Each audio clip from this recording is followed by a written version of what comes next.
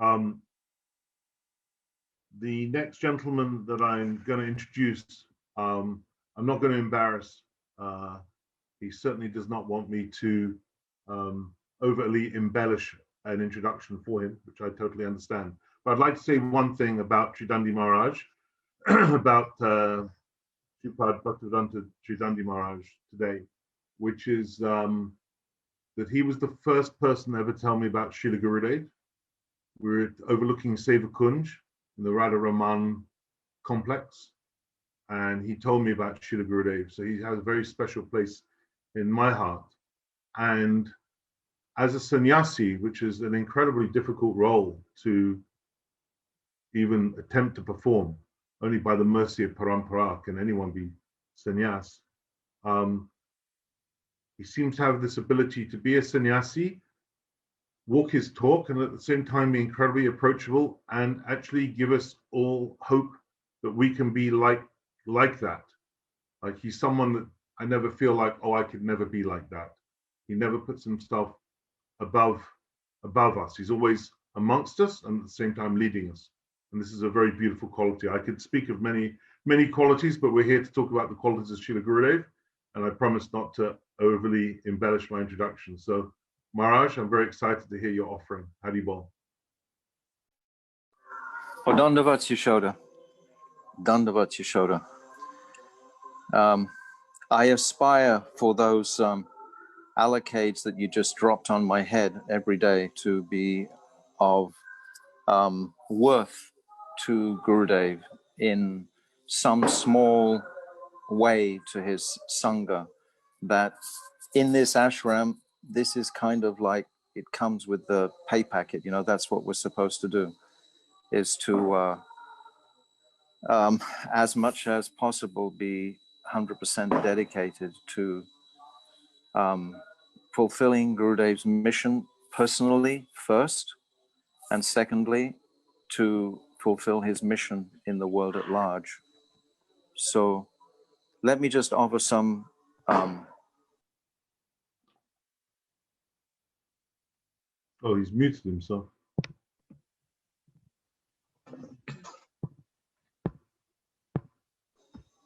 Okay, I've unmuted. That was lucky. I was going to offer some mantras and then I got muted. Okay, so I've offered my mantras while I was muted. Now I'll try again. I'll try again with something. So, Om Ginatimirandasya Gyananjala Shalakaya Chakshu Unmalitam Jena Tasmai Shri Gurave Namaha. Gurave Gaurachandraya Radhikaya Tadaraye Krishnaya Krishna Bhaktaya Tarabhaktaya Namo Namaha.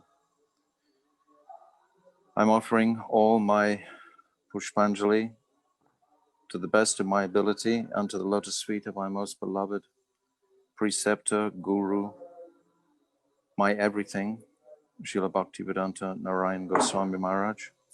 And the same again, millions and millions of times, with all my heartfelt affection to our most beloved Srila Bhaktivedanta Swami Prabhupada and all our illustrious Rupanuga Guru Vargya and all the Vaishnavas on this thread today.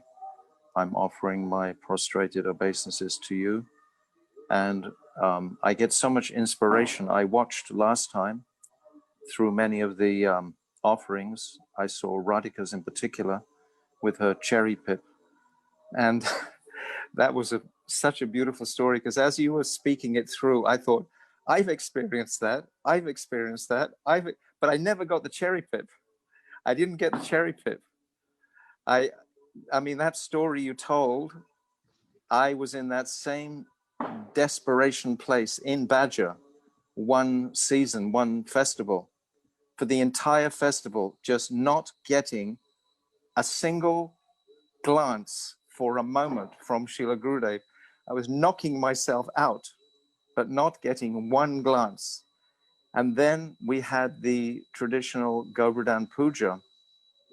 And Gurudev just, this was right at the very, very, very, very end.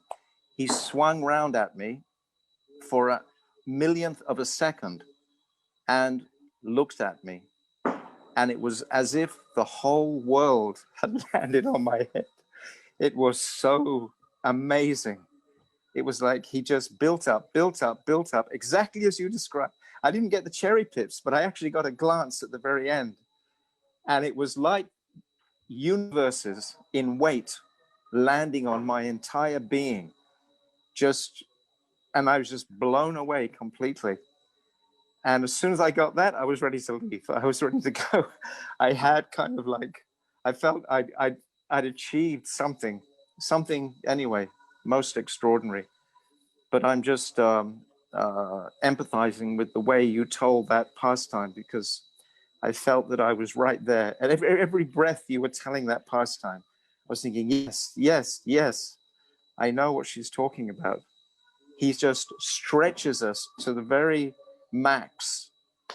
And this operation that who else could do that? I wasn't even feeling like I'm listening to Madhubrat speak now, and his affection and amount of service that this person, Madhubrat, has rendered to Srila Gurudev while he was with Gurudev, and even afterwards in the compilation of his photo album, etc., is extraordinary. And just to appreciate that mood of devotion, which is so rare. I've just come off we've had 4 hours of Bhagavatam classes today, different chapters in the Bhagavatam. We've been doing Prithu Maharaj. And even Prithu Maharaj's devotion is not, is there, of course. But for the devotees, I mean, Indra, he's lacking this. The Devas are lacking this current of devotion, which comes through in certain chapters of the Bhagavatam.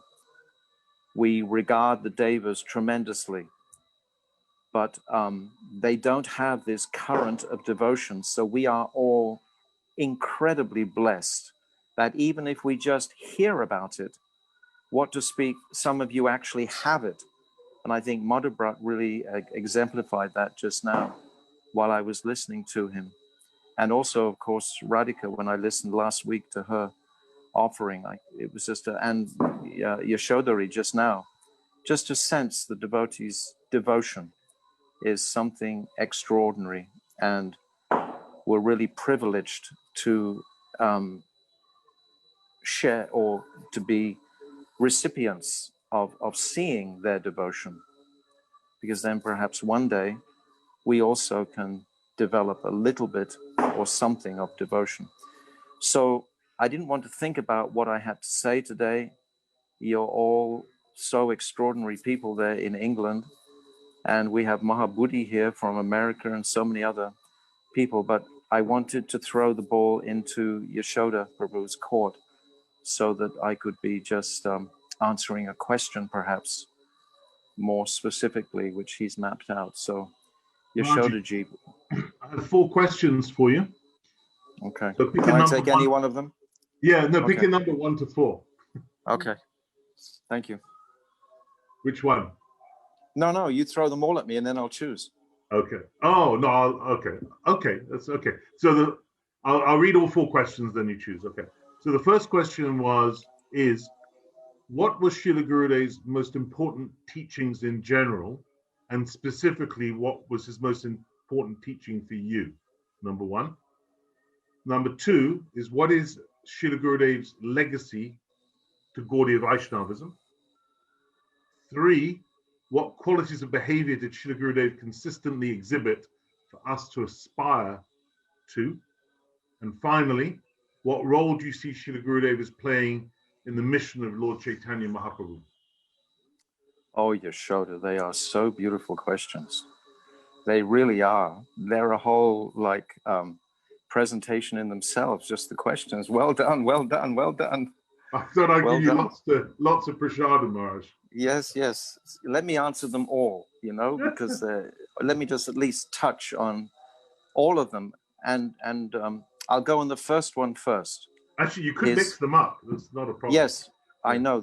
They're all kind of in the same bag where my mind is actually. So his principal teaching, I have to say, is, of course, his flag is Anapita Chirim Chirat Kurunai Varatino Kulo Samaravaitam Unnata Ujjavala Rasam Swaha Bhakti Shriyam. Haripurata Sundaratuti Katambasa Dibita Sadahridare Kandare Svaratuva Sachinandana. This verse is his flag, as well as Anyabilashita Shunyam, what is bhakti. So, but the prominence of Braja Bhakti, which makes this verse Anapita Chirim Chirat so important, because it's Mahaprabhu. Gurudev was the walking Chaitanya Charitamrita in every single sense. And this golden avatar that has appeared only 500 years ago, we are the recipients of Mahaprabhu's mercy. And this is the teaching that Gurudev gave us repeatedly. What is Braja Prem? What is the nature of Braja Prem? And I must share with you all that only today I have understood why Mahaprabhu actually came. I've been teaching this subject probably for 20 years, really and truly. And it was only today, listening to one of Gurudev's lectures, that I actually understood what Mahaprabhu had come to taste himself. I was always thinking that he wants to taste these moods of Sri Radhika that he can't taste in the form of Krishna.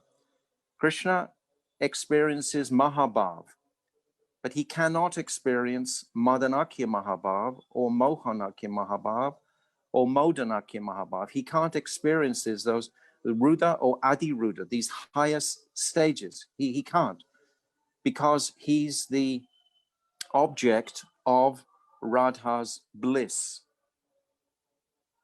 That's why Radhika can experience a higher taste, because he is the object. But Krishna, he has the mood and kanti of Sri Radhika. So he can also experience these highest moods of ecstasy, which he does in the Gambhira, in Puri, in the mood of separation, which is Mohanakya Mahabhav.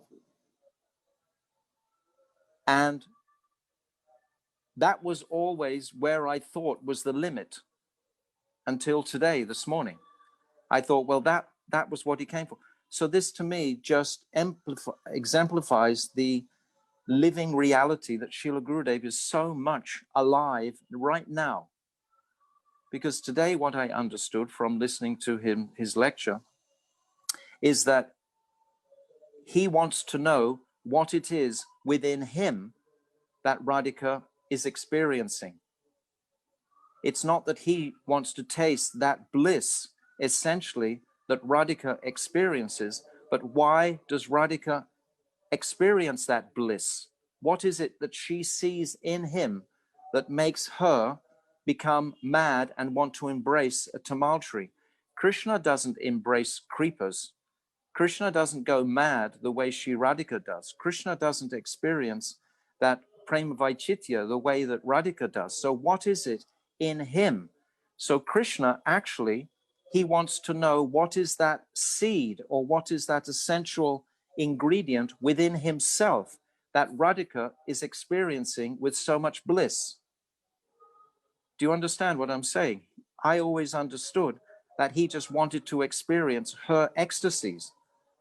But no, he wants to experience what it is, that mood within himself. What is that magic ingredient within himself that drives Radhika crazy? What is that mood? So it's kind of almost like a selfish thing that Krishna wants. It's not just Radhika's prem, because I was always feeling he was manifesting this form of Mahaprabhu in reciprocation for Radhika's devotion. Because Radhika exemplifies the highest devotion in existence. What to speak of all the other gopis who are just her extensions of devotion. But actually, he wants to experience what is that principal ingredient in himself that Radhika is tasting that makes her mad, makes her crazy. So it's actually his own swarup, his own self that is what he is seeking to understand. It's very complex. But now, only this morning, after all these years of thinking that I knew and understood something of the teachings of Gurudev, I feel only this morning that I've actually, and I'm sure others can actually, you probably already got this before, and I'm probably the last one in the line who's understood it. But really and truly, this is what Krishna wants to taste, that shining ingredient within himself that drives Radharani crazy. Anyway, that's what I wanted to share about his teachings, that he has taught us devotion in the highest form by exemplifying Sri Radhika. I was listening to Srila Gurudev on this same tape this morning. You probably all heard it. It was the one that came around from Lavanga. It's at the very end. And he's saying that Krishna is only attracted to somebody to the degree of nishta they have in Radhika, to how much affection they have for Radhika, that will attract Krishna. If we're not thinking of Radhika, if we're not hearing her glories, etc., then Krishna, his reciprocation will be less. So this is what I was also appreciating this morning. Then I was thinking of Bhaktivinoda Thakur. I live in the land of Bhaktivinoda Thakur here. It's very inspiring. And in all of his poetry, especially that Gita Mala and the Gita Vali and the Kalyana Kalpataru, he only talks about Radhika. He only talks about her beauty and her sweetness and her speciality. So how much mercy must someone of the stature of Srila Bhaktivinoda Thakur be receiving from Krishna? So who are these personalities that we are just glibly, speaking about? They are the gifts that Srila Gurudev has bestowed upon us, totally. Srila Bhaktivedanta Swami Prabhupada, as Madhubrat was saying just a few minutes ago, he gave us the whole platform. He gave us Krishna. He gave us the path of devotion. But the rasa shastra, or the rasa aspect, Prabhupada, he wrote about all this in his books, but that wasn't his mission.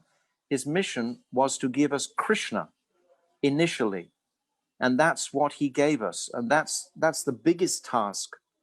When we were taking the meat and the drugs and so many things, that this light of Prabhupada could enter our lives and just transform us into just being devoted to God, devoted to Krishna. We could identify that personality. We went from God, the impersonal God, to the personal form of Krishna. That's a massive leap. That's like probably enough in one lifetime, we would think, but no. Krishna and Gurudev and Radhika had another leap in store for us, and that was coming to Srila Gurudev, which is coming to Radhika, which is coming to the highest principle of devotion, which is embodied in the gopis of Braj. So when we aspire for this gopi prem, this is our heart and soul, and the sweetness and speciality of that devotion is what Srila Gurudev would speak about regularly, particularly when he took us on Braj Mandal Prikrama. Gurudev was the principal Brijabasi. This is his identity. When we were with him, and all of you will attest to this, walking around in Braj, I mean, he was exactly all the local Brijabasis. I mean, a Brijbasi ultimately is a pure devotee, but the local people living in Vrindavan and all the Radhakund, Govardhan, etc., would recognize Gurudev immediately as being a lover of Sri Radha, a lover of Braj. So he gave this to us in our journeys throughout the parikramas in particular. So one of your questions was about posterity. Srila Gurudev, he just knocked down every single social barrier even amongst the Gaudias, to present this very significant, heartfelt reality of the gift of Mahaprabhu. Without this understanding, how could we progress? How could future generations progress without witnessing the living reality of a sadhak who's dedicated to Braja Prem, exclusively Braja Prem? Because unless it reaches the exclusion of all other considerations of sadhya, of goal, then we are not going to actually approach that place. And we can, because we have the visa. Gurudev is not only like giving us a passport, but he's stamping it. And it's just amongst our Sangha. It really, really is. Because I'm speaking very often to the ISKCON devotees. They come here because I'm just living next door to Mayapur. The younger devotees, the older devotees, they can't even kind of get in they're not interested, quite frankly. But the younger ones, and when I discuss with them, I can see clearly they've never seen a Mahabhagavat before. They've never seen a true Brijabasi. How can I give them Gurudev? And actually, to my great astonishment, 2 or 3 of them have had dreams about Gurudev. And this makes me so enlivened and deeply knowledgeable of the greatness of Gurudev, that he can come into their hearts so that they have dreams about him. Because without actually this connection with Gurudev, you won't be able to go into the gifts that Mahaprabhu has come to bestow. These gifts are monumental when we look on our history back through the ages. When we look in Satya Yuga, for example, I mean, you could sit in a ring of fire and perform austerities for 60,000 years or more. And who were the avatars in Satya Yuga? Yogeshwara, Parameshwara, these types of personalities. Vaikuntanath, these were the avatars of Satya Yuga. And then in Treta Yuga, who were the avatars? Vamanadev, sacrifice, yagya. And then in Dwarpa Yuga, it was Krishna himself, but who understood who was Krishna? Only some Siddha Purushas perhaps understood who was Krishna. The Brijbasis, of course, they understood who was Krishna. But only in this age, through the mercy of Krishna himself as Mahaprabhu, can we really understand who was Krishna. Because the highest degree of affection, or the highest challenge that Krishna actually has, is dealing with the gopis.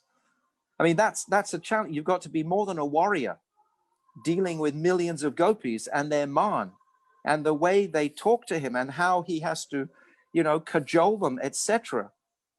I think that is more mighty than the heroic deeds that he performed on the Battle of Kurukshetra, dealing with 1 billion women, all vying for his attention. That requires great expertise beyond what we can even conceive of. So Krishna demonstrated this in the world of love, in the arena of reciprocal loving relationships. Yashoda, you have to blow the whistle when my time is up. It looks like it's up already. I've gone over 30 minutes and I haven't answered. You're good, Marge, because you started, we were a bit late coming in, so you've got a few more. Okay. Okay, so as far as posterity is concerned and in the future generations, Gurudev said, I remember once sitting right beside him recently, just before he left this world, perhaps it was 2009, 2010, we were in Gopinath Bhavan, and he said, oh, you will glorify me so much when I leave this world. And he was sort of like almost deriding it. Yes, you will put me on a great Aishwarya platform and everyone will honor me. Yes, yes, like this. And it was almost like when he was saying it, he was saying, and you will forget the flavor of the intimate sweetness that we can have. Don't throw me into that Aishwarya realm where I'm just glorified and honored out of existence of my personality, my sweetness. Don't forget who I actually am. All of the sweet exchanges that we all have experienced, all of us can attest to this sitting on this thread, no doubt. Even if you never were with Gurudev directly, you've experienced his sweetness. That's what he doesn't want us to forget. He doesn't want to throw us into a world of glory and Aishwarya and how great and how great and how great and how great and how great, but how sweet and how sweet and how sweet and personal. Gurudev would come into our hearts repeatedly, like the operation I was sharing with Radhika, like Radhika shared with us last week. That's entering the heart. When a personality can have that much influence on the consciousness where you can think of nothing else day and night except him. It's like something from another world. So these divine gifts, I had a dream of Gurudev once, and he had his uttara on, and underneath his sannyasi cloth, he had a huge belt, and it was packed with the most valuable jewels. And in the dream, he was walking around trying to give all these jewels away. He was saying, look, this is too heavy. I want to give them all away. So he broke down all the social barriers that even the Gaudiyas, the different Gaudiya mats hold, where he wasn't even popular. Even today, he's not popular. Even today, when I visit the other mats and I say, oh, I'm a disciple of Bhaktivedanta Narayana Maharaj, they kind of like, you know, okay, we've got you placed. And they sort of like, there's a step back from them. You know, some rare souls are very interested and immediately intrigued. And they want to know, what was it that you actually got? But those souls are rare. So Srila Gurudev, he didn't care. He didn't come to cut the jungles. As he said many times, he just took a decision. I am going to give this Braja Prem, because if I don't give it now, and Nandini tells me this story, that she has said that Gurudev said, actually, this is only going to exist for the next couple of 100 years. These truths will only be really opened out, spoken about, and fearlessly shared with each other, because it does require fear, because you have to be like a madman to actually discuss these topics sometimes, because they seem to cross the boundary of consciousness. They go somewhere else. So people will consider like not quite balanced, etc., you know, when we do go into these topics, and they will chastise us and criticize. I've been criticized even by our own Sangha sometimes. But this is, I feel this is what Gurudev is prompting me to share what I understand that he came to give. He came to give Braja Prem. What is Braja Prem? It's not Vaikuntha Prem, Advaitacharya, all these different degrees of Prem that Gurudev has described. What is this Braja Prem? It's what I described at the very beginning. It's actually understanding the heart of Radhika, what she is seeing, the beauty that she is seeing in Krishna. And it's only our service to Radhika that qualifies us for this Braja Prem. So it's Radhika that we are constantly meditating upon. And this is what Gurudev would always give us. You remember every single Braj Mandal Parikrama and even Navadvip Parikrama, when we were taking our Sankalpa vows, he would always say at the end, now, say after me, I want to be a Palyadasi of Srimati Radhika. We didn't even know what that meant. But through these years where Gurudev has not been manifested in our sight, I feel that he has really manifested internally so much more than he could even give externally. Externally, he was surrounded by so many, you know, important people. You sometimes couldn't get through to him. But when he left this world, he was completely accessible. There was no barricade of sannyasis or anybody else there at all. He was just open. So now we can access him fully. And it's so, what do you call, current. It's so present. This is the nature of spiritual reality. It's timeless. It doesn't have any, there's no future or past. It's just now. And Gurudev is now. So I'd like to end on that note of Gurudev's eternal presence in our lives. So let me just say one more thing, that Kartik is coming in 5 days' time. And Gurudev would always wind us up for Kartik. Don't forget, just because there's no international flights, we still must perform even virtual Kartik parikramas. So, Srila Gurudev ki jai, Vanchakalpatarubhyascha, Kripa Sindhavevacha, Patitanam Pavanivya Vaishnave Namaha.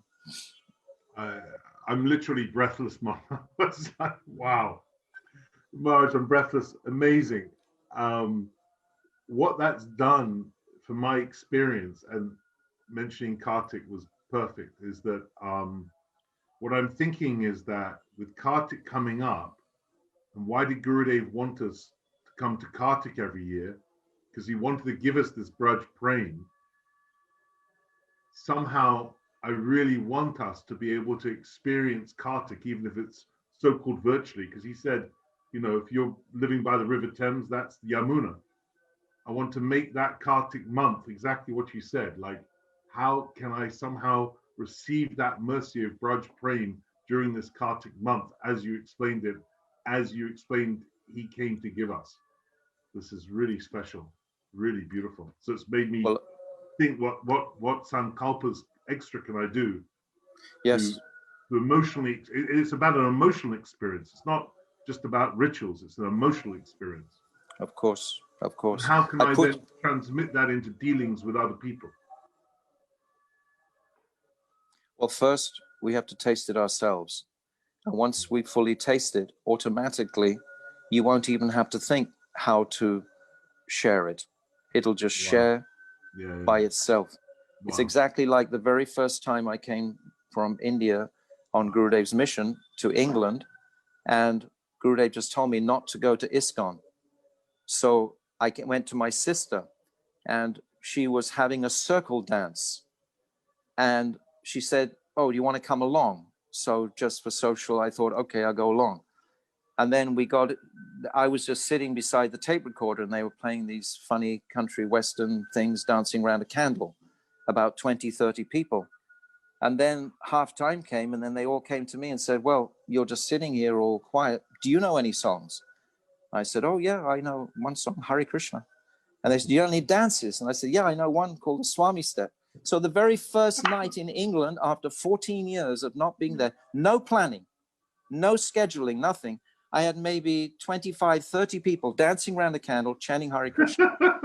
So this showed to me, without doubt, I don't have to make any plans to share anything. We just have to be personally immersed in these topics, and automatically, by divine arrangement, circumstances will manifest themselves. Sometimes I see devotees making so many extensive plans for their preaching, but there's no need. If you're on fire inside with some appreciation for Gurudev's gifts, then surely that will resonate without even any extraneous effort. Beautiful, Maharaj. Thank you so much. Thank you. Okay. Thank you, Yashoda. Oh, wow. This is like amazing.